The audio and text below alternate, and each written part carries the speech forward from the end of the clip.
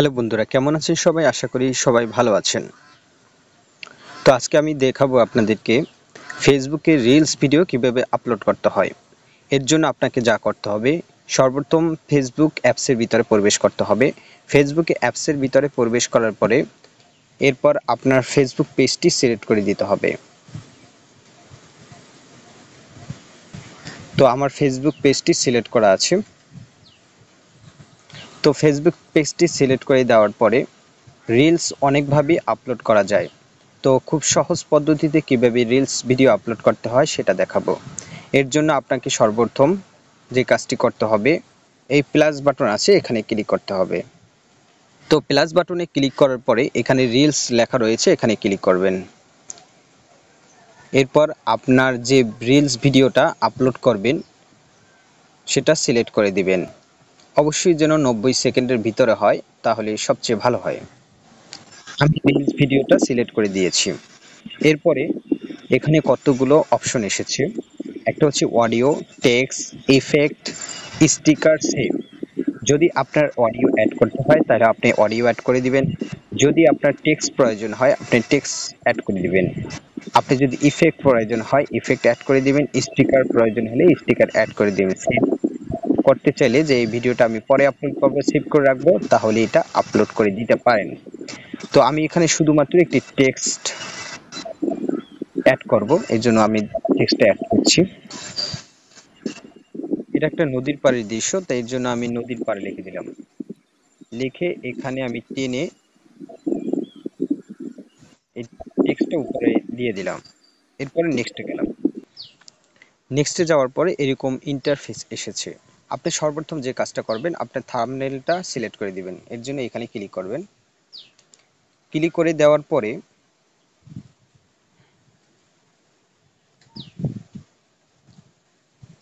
ধরে এখানে আমি থাম্বনেলটা সিলেক্ট করে দিয়েছি এবং এখান থেকে আপনি সেভ করে দিবেন। সেভ করে দেওয়ার পর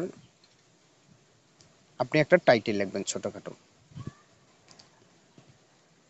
আমি টাইটেলটা লিখে দিয়েছি। এরপরে আপনি হ্যাশট্যাগ দিবেন। এক একটা হ্যাশট্যাগ লিখলে এখানে কিছু শো করবে। আপনার যে বিষয়ে আপনি ভিডিও ক্রিয়েট করেন ওই অনুযায়ী আপনি হ্যাশট্যাগ দিবেন। তো বন্ধুরা, এখানে আমি 5টি হ্যাশট্যাগ দিয়েছি। এরপরে আপনি যদি চান কারোর মেনশন করতে, এখানে আপনি মেনশন করতে পারেন। এই মেনশনে এখানে ক্লিক করবেন। তো আমি একজনে মেনশন করে দিচ্ছি। আমি আবুল হান্নান ওনাকে মেনশন করে দিলাম। এরপরে যে অপশনটা আসছে সেটা হচ্ছে শিডিউল অপশন।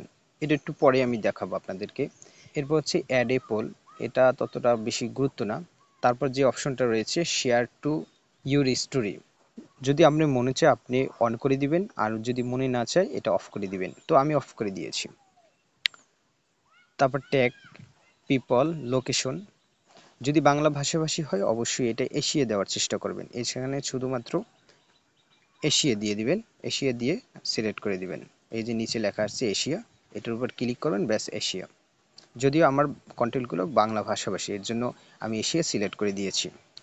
এরপর যে অপশনটা আছে অ্যাড এআই লেবেল, তো এটাও অফ করে দিবেন। বুস্ট রিল, তো আমরা যদি বুস্ট করব না টাকা দিয়ে, এর জন্য বুস্ট রিল অফ করে দিয়েছি। তারপর হচ্ছে ক্লোজ ক্যাপশন, এটা যদি আপনি চান এটা অন রাখতে পারেন, যদি না চান এটা অফ করে দিতে পারেন। তো আমি এটা অফ করে দিব। তারপর যে গুরুত্বপূর্ণ সেটিংয়ের ভিতরে সি মোর সেটিং, তো এগুলো অনেক গুরুত্বপূর্ণ। যার ভিতরে একটা হচ্ছে আর্ন মানি। তো আপনি যদি মনিটাইজেশন অন করা থাকে তাহলে আপনি এই অপশনটা চালু করবেন। যদি আমার পেজটিতে মনিটাইজেশন আসেনি, এই জন্য এটা আর্ন মানি এই অপশনটা প্রয়োজন নেই। তারপরে অপশন যেটা হচ্ছে ইনভেট কোলাবোরেশন। ইনভেট কোলাবোরেশন হচ্ছে আপনার যদি কোনো বড় পেজ থাকে অথবা আপনার কোনো বন্ধু বান্ধবের যদি বড় পেজ থাকে, সেই বড় পেজ এখানে নামটা লিখে দিবেন বা তার ইউআরএলটা লিখে দিবেন, তাহলে ওই পেজটি শো করবে। আর শো করলে ওইখানে ইনভাইট করে দিবেন। তিনি যদি অ্যাকসেপ্ট করে তাহলে আপনার এই ভিডিওটা ওই পেজও চলবে।